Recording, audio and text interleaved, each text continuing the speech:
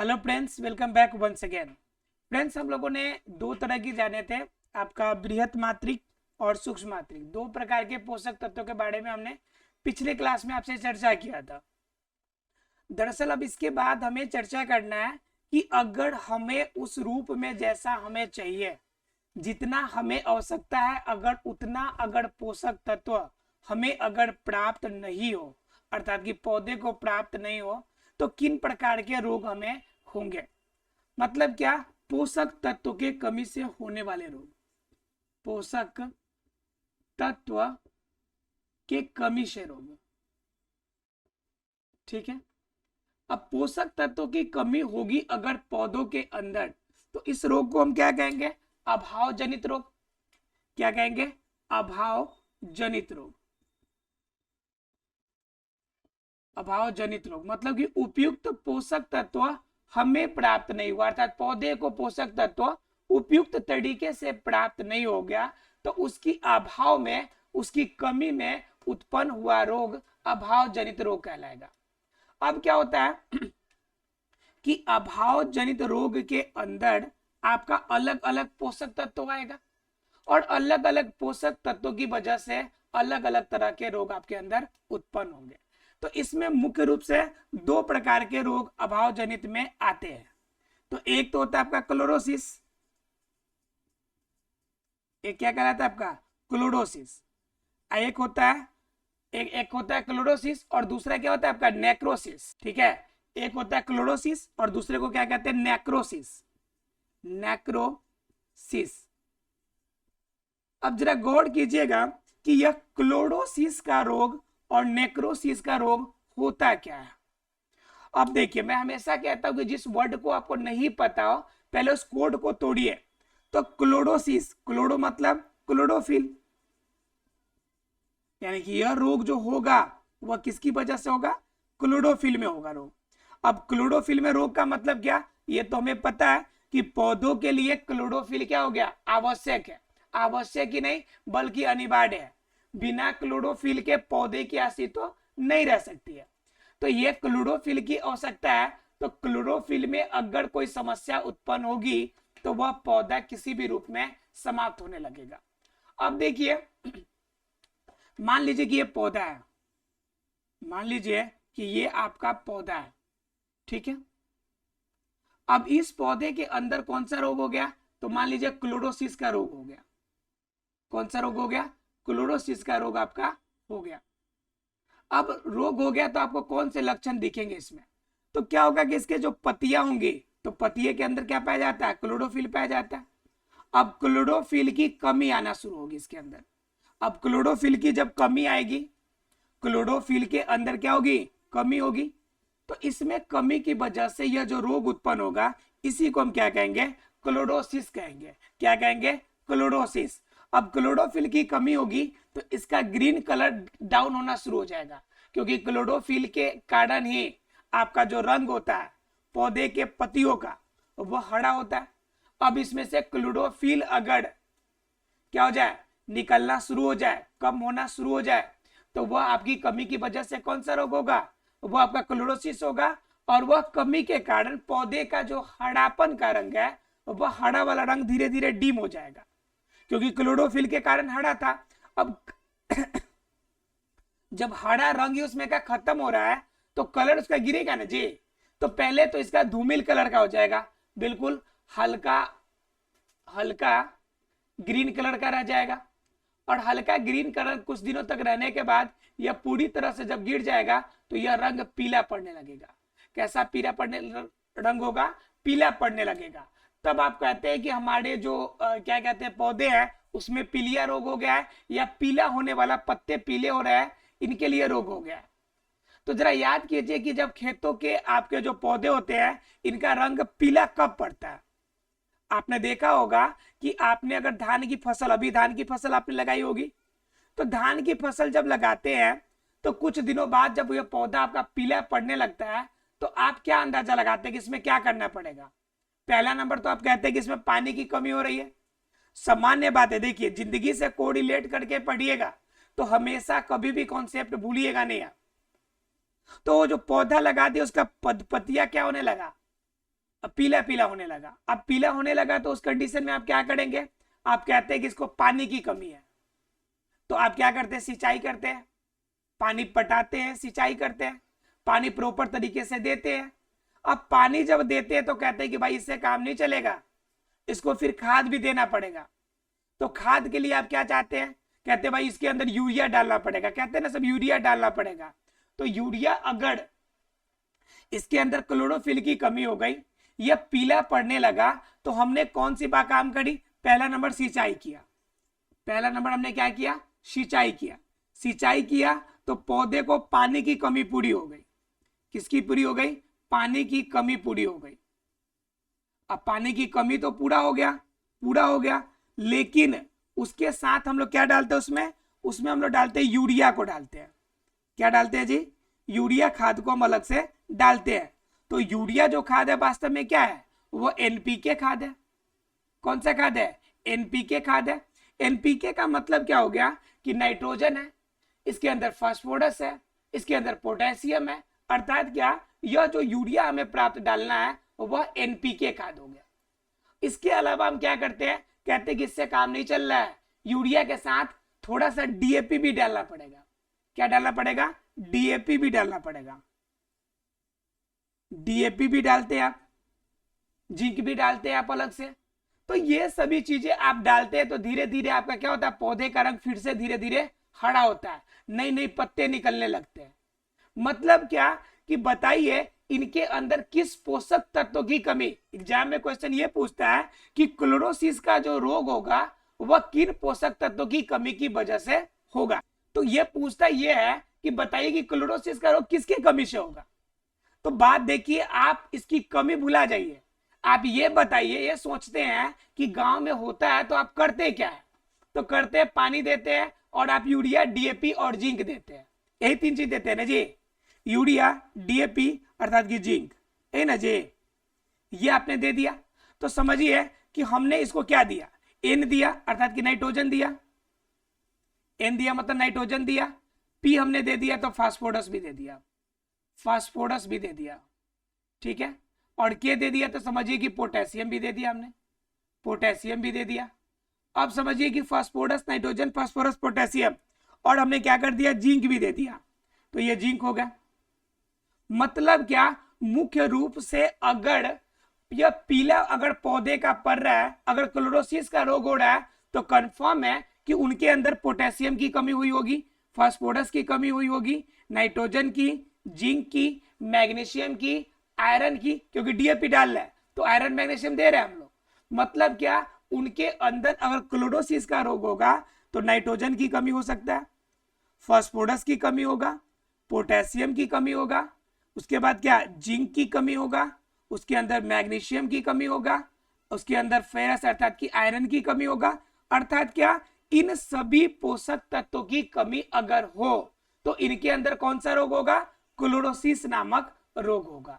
अर्थात क्या, पोषक तत्वों की कमी की वजह से रोग होगी, और यह पोषक तत्व डिपेंड किस पे करेगा कि कौन सी पोषक तत्व आपके अंदर कमी हो रही है जिनके वजह से यह रोग होगा। तो पहला रोग का प्रकार हमने क्या जाना, क्लोरोसिस के बारे में।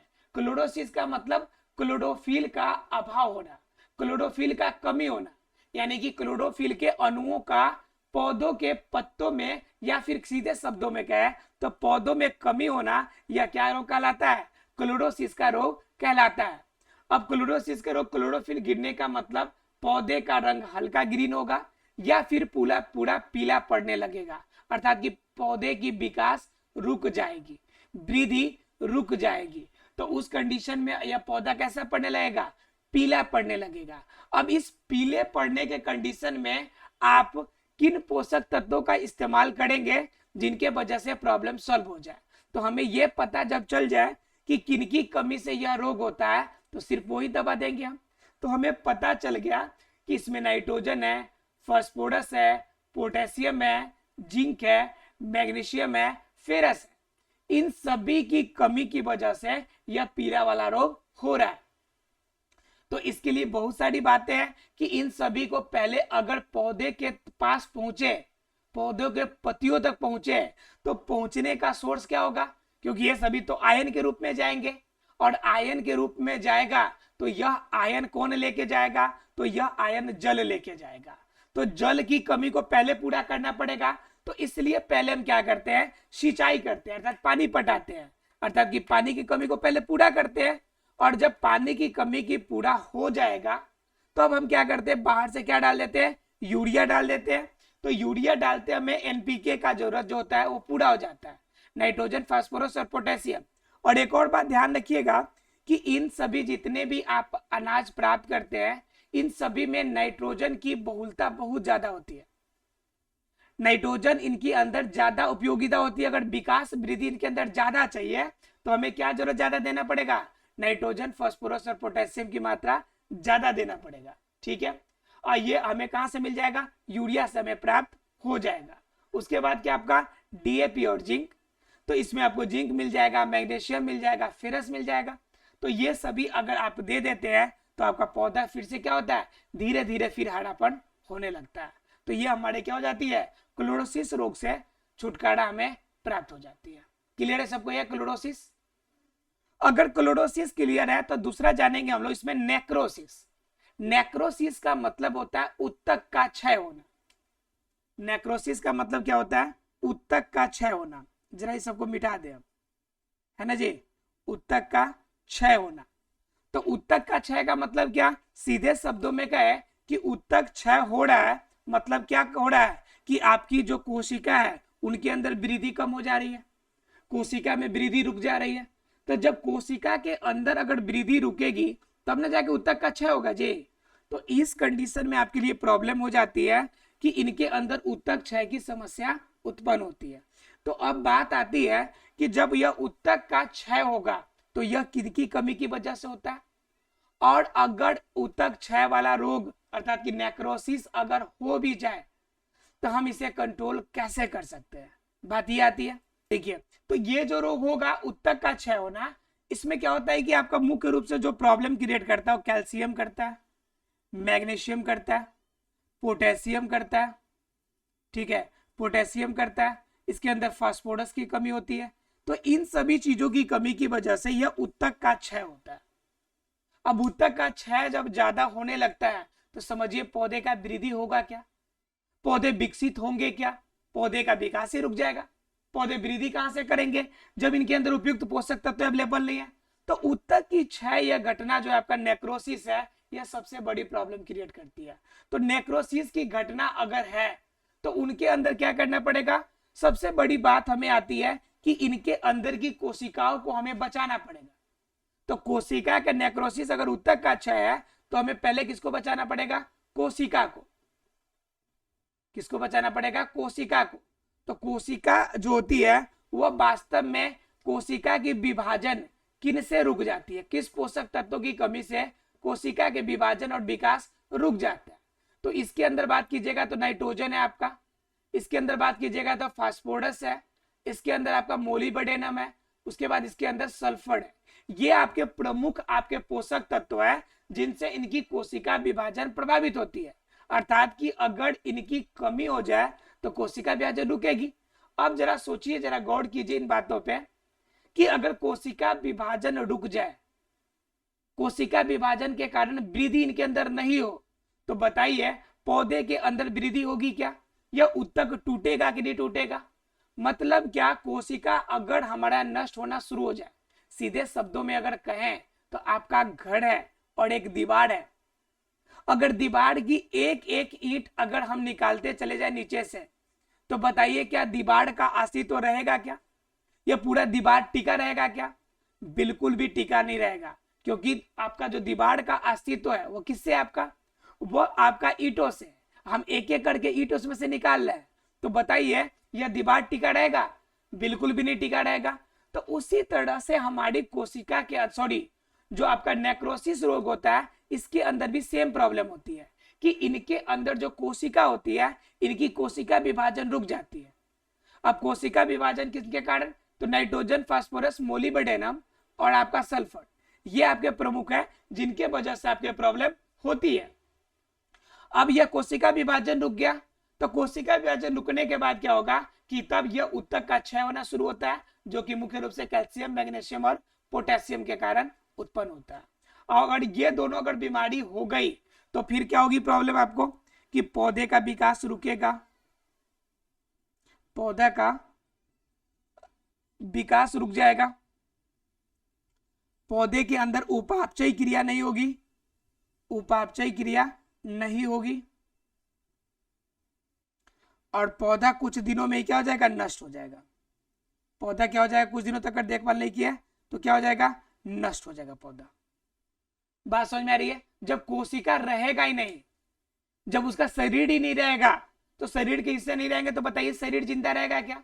तो बिल्कुल भी जिंदा नहीं रहेगा। इनकी बॉडी पूरी क्या हो जाएगी, नष्ट हो जाएगी। किसकी वजह से? नेक्रोसिस की वजह से। क्लियर है आप लोग को? और नेक्रोसिस किन की वजह से? ये रोग के आपके जो तत्व जिनकी कमी, वो आप जरूर याद रखिएगा। क्लियर है आप लोग को? अच्छा फ्रेंड से क्लियर हो गया होगा। अब जरा जानते हैं कि ये तो है कि आपकी कमी की वजह से रोग होगी, ठीक है, लेकिन कभी कभी इसके विपरीत भी होता है कि आपका जो मटेरियल, जो दवाएं, जो सूक्ष्म तत्व कम मात्रा में चाहिए आपके शरीर को, अर्थात कि पौधे के शरीर को, अगर उसको आप अधिक मात्रा में दे दे तो वह फायदा के जगह पे विष का काम करेगा, जहर का काम करेगा, और सबसे बड़ा नुकसान वही पहुंचाएगा। जरा देखिए, जरा गौर कीजिए इसको। हमने बताया था जब आपको सूक्ष्म मात्रिक पढ़ाया था, तो हमने ये चीज बताया था कि कुछ ऐसे पोषक तत्व होते हैं जिनकी मात्रा आपकी धरती में भी कम होती है, क्योंकि पौधे को जरूरत भी उसकी कम होती है। अब उस कंडीशन में आप अगर चाहे कि पौधे के अंदर ज्यादा विकास हो और किसी भी रूप में आप क्या कर दे, उसकी मात्रा अगर ज्यादा दे दे, तो उस कंडीशन में आपको प्रॉब्लम का सामना करना पड़ेगा और वह पौधा नष्ट हो जाएगा। पौधे के अंदर जहर फैलेगी, पौधा मर जाएगा। ठीक है, मतलब क्या, यहाँ पे हम किस रोग की बात कर रहे हैं? हम किसकी बात कर रहे हैं? सूक्ष्म पोषकों से विषाक्तता, विषाक्तता का रोग। ठीक है, मतलब कि सूक्ष्म पोषक तत्वों से विषाक्तता कैसे आती है? विषाक्तता का मतलब होता है कि जहर कैसे फैलता है। सीधे शब्दों में क्या है, तो जहर फैलना। अब जहर कैसे फैलेगी? जब आप मान लीजिए कि कोई पोषक तत्व जिसके अंदर तांबा की मात्रा कम चाहिए, तांबा की मात्रा कम चाहिए, आपने बाहर से तांबा ठोक के दे दिया, बाहर से आपने तांबा अधिक दे दिया कि विकास वृद्धि ज्यादा हो, तो बताइए वो पौधे के लिए वह फायदे के जगह पे नुकसान करना शुरू कर देगा और पौधे की विकास और वृद्धि रुक जाएगी। तो हमेशा याद रखना है आपको कि सूक्ष्म पोषक के अंदर विषाक्तता वाला समस्या सूक्ष्म मात्रिक पोषक तत्वों के साथ ज्यादा होती है। किसके साथ होती है? सूक्ष्म मात्रिक, सूक्ष्म मात्रिक, सूक्ष्म मात्रिक पोषक तत्व, इनके साथ ये समस्या ज्यादा होती है। तो सूक्ष्म मात्रिक अगर पोषक तत्व है तो अब इनकी मात्रा कम चाहिए, हमने ज्यादा दे दिया तो प्रॉब्लम क्रिएट हो गई और ये पौधा फिर से क्या हो जाएगा, समस्या में पड़ जाएगा। तो हमें ध्यान रखना है कि सूक्ष्म मात्रिक पोषक तत्वों की मात्रा हमें सीमित मात्रा में ही हमें प्रदान करनी है। किसे? पौधों को। ठीक है, अब पौधों के अंदर सूक्ष्म मात्रिक के अंदर जो सबसे कम मात्रा अगर चाहिए, अत्यंत सूक्ष्म मात्रा, तो वो आपका कौन है? आपका तांबा है। तांबा है, इसकी मात्रा पौधे को क्या चाहिए? बिल्कुल कम चाहिए, कॉपर। तो ऐसे पोषक तत्वों को हमेशा याद रखना चाहिए। क्लियर है फ्रेंड्स आप लोग को? चलिए अगर बात करें हम लोग, देखिए अब क्या होता है कि इनके अंदर कुछ पोषक तत्व, कुछ चीजों को भंडारण भी पाया जाता है। मान लीजिए कि हमने पढ़ा कि इनकी कमी से रोग होती है, इनकी ज्यादा से रोग हो जाती है, अधिक हो तो रोग, कम हो तो रोग, यानी किसी न किसी रूप में रोग का सामना करना पड़ेगा। तो ऐसा कौन सा बीच का कोई रास्ता है जिनसे किसी भी तरह से हम रोगों से बच सकते हैं? यानी हमारा जो पौधा है वह रोगों से बचा रहेगा, सुरक्षित रहेगा। इसके लिए क्या साधन है? तो इसका एक ही साधन है, प्राकृतिक साधन, कि वह क्या करता है कि इन पोषक तत्वों को अपने बॉडी के अंदर स्टोर करके रखता है, या फिर जो आपका जड़ है और जड़ के पास जो जमीन है वहां के स्टोरेज से यह धीरे धीरे करके ग्रहण करता है। तो यह स्टोरेज वाला सिस्टम जो है, पोषक तत्वों का स्टोरेज वाला, यह क्या करता है, पौधे के वृद्धि विकास के लिए ज्यादा फायदेमंद होता है। वृद्धि विकास में कैसे फायदेमंद होगा? जब जिस पोषक तत्व की आवश्यकता होगी उन पोषक तत्वों को हमें प्राप्त किया जाएगा और आसानी से हम क्या कर सकते हैं कि हम अपने पौधों को विकास करा सकते हैं। क्लियर है? मतलब क्या कि पोषक तत्वों को, मतलब क्या करना है आपको कि पौधे के अंदर अर्थात कि पौधों के जड़ों में और पौधे के जो पास जहां पे लगी हुई है उनके जमीन में, अर्थात कि पौधों के जड़ों में एवं जमीन में जहां पे लगी हुई है, पोषक तत्वों का क्या होता है? भंडार होता है। पोषक तत्वों का भंडार होता है। अब पौधे क्या करते हैं कि उसमें से आवश्यकता अनुसार जितनी उसकी उपयोगिता है अपने उपयोग के आधार पर उसमें से लेता है, उपयोगिता के आधार पर लेता है। लेकिन हम क्या करते हैं कि कभी कभी हमको ज्यादा वृद्धि विकास चाहिए, जल्दी चाहिए हमें अनाज, तो उस कंडीशन में हम लोग ज्यादा खाद बाहर से डाल देते हैं और उसी समय पोषक तत्वों की मात्रा में ज्यादा चेंजेज आती है, कम या अधिकता आती है। तो यह प्रॉब्लम आपको अन्य तरह के रोगों का सामना करना पड़ता है। ऐसा फ्रेंड्स क्लियर हो गया होगा कि पोषक तत्व उपयोगी है, लेकिन इन पोषक तत्वों का भी उपयोग सही तरीके से करना चाहिए, नहीं तो अलग अलग तरह की बीमारियों का सामना करना पड़ेगा। मिलते हैं अगले क्लास में फ्रेंड्स, नाइट्रोजन चक्र के बारे में हम अगले क्लास में जानेंगे। मिलते हैं अगले क्लास में, तब तक के लिए thank you very much friends.